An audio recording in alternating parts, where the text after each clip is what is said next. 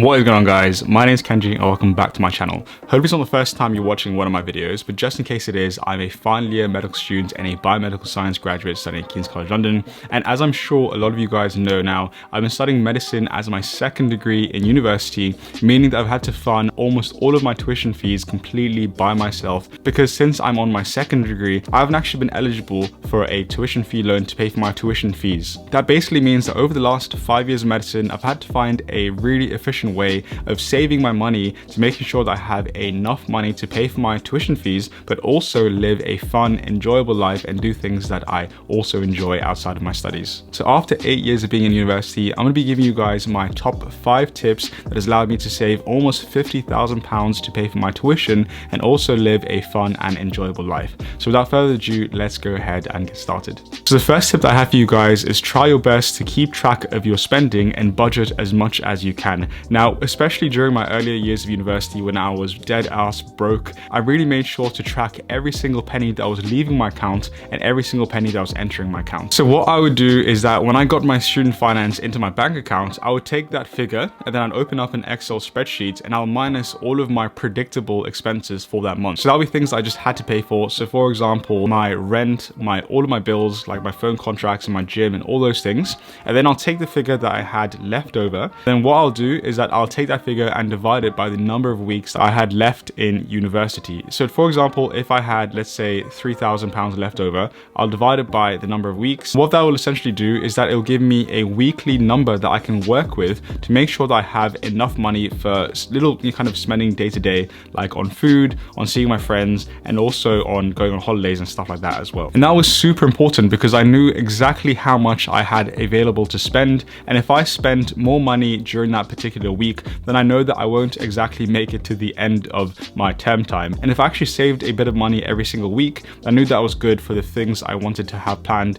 at the end of term as well. Now, in terms of actually tracking my daily spending, I used to use an app called Monify, not sponsored whatsoever, but this is the actual app that I used to use to make sure that every time I spend something in the shop, I would actually write that in my app and then it'll take away that from my total weekly amount, so I knew exactly how much left to spend. And that was really, really powerful because if I actually saved £8 a week, I knew that in 5 weeks time I'd have £40 left over, which I can then use to maybe, travel with my friends and just have a bit of money left over. So being able to track my money day to day was super, super key, and I highly recommend you guys do this whole budgeting thing. And I actually have a whole entire video on how I actually budgeted my whole entire spending in university, which you can check up here somewhere. The next way that I was actually able to save a huge amount of money is that I absolutely refuse, even until this day when I do have more money, to spend any money on coffees, canteen food, and also drinks on a night out. Those are just the 3 things I hands down said to myself I refuse to spend money on,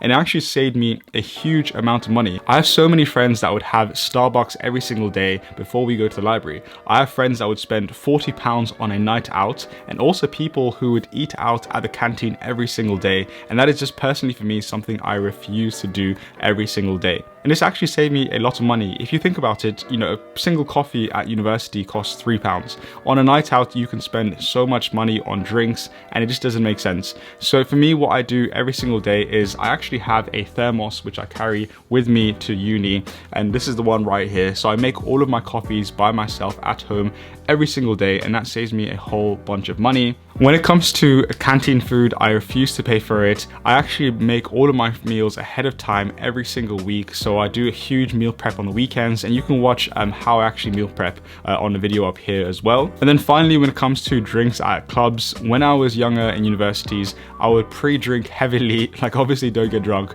but I'll definitely have a few pre-drinks at home so that by the time I get to the club, I may only pay for 1 drink maximum at the club, making sure that 1, I don't get drunk and I don't get lose control and do things I'll regret the next day, but also more importantly, and well, not more importantly, but also importantly, saving me a huge amount of money every time I went out with my friends. So those are just 3 things that I just refuse to pay for at all costs, and I highly recommend you sit down and think to yourself and agree with yourself about certain things that you just will not spend money on in your life, and that'll make a huge difference in university, I promise you that. Now, the third tip that I highly recommend you guys do to save money in university is to try and work a side job if you can. Now, while you're in university, there are so many opportunities, so many jobs available, and also you'll have a bunch of free time that you can actually work a side job if you want to. There are plenty of opportunities in uni where you can earn money. So as personal examples that I actually did was I actually worked as a waiter and a bartender throughout the 3 years of my last degree, and that earned me a good bit of money that I could use and put on the side to save up as well.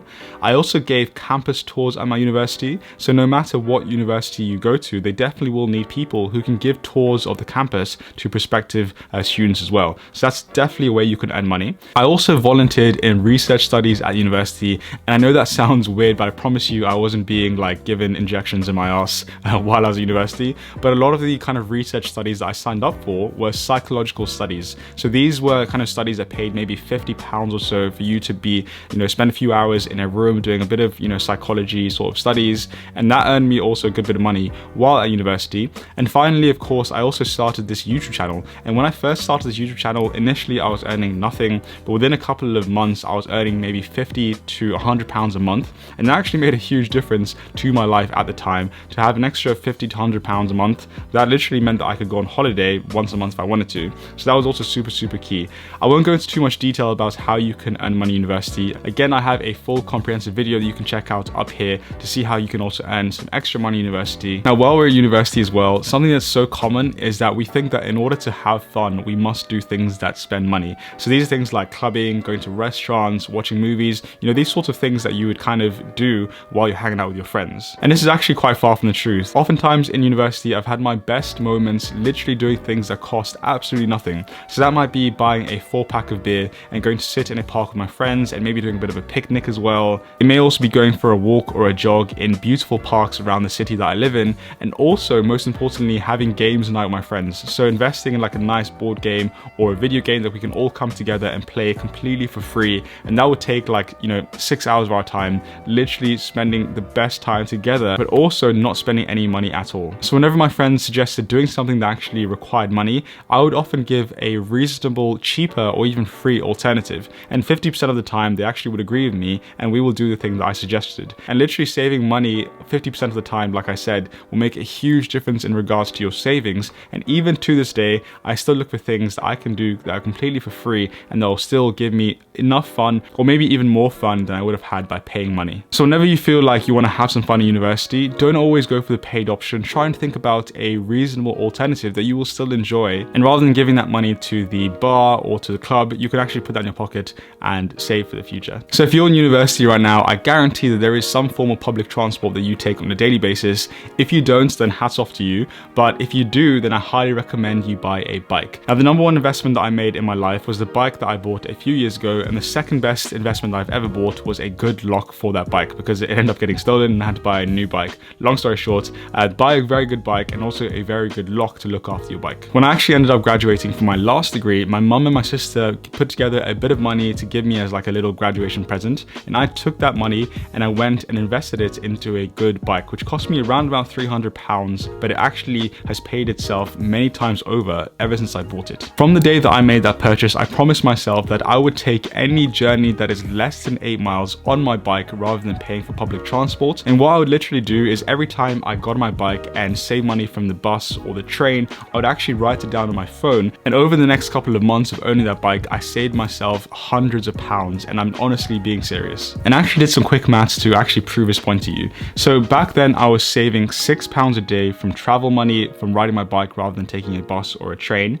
and that saves me £1,728 in a year if I was actually traveling 6 days a week, which is what I was doing back then. That works out to saving over £17,000 over a 10-year period, and that is actually a huge number.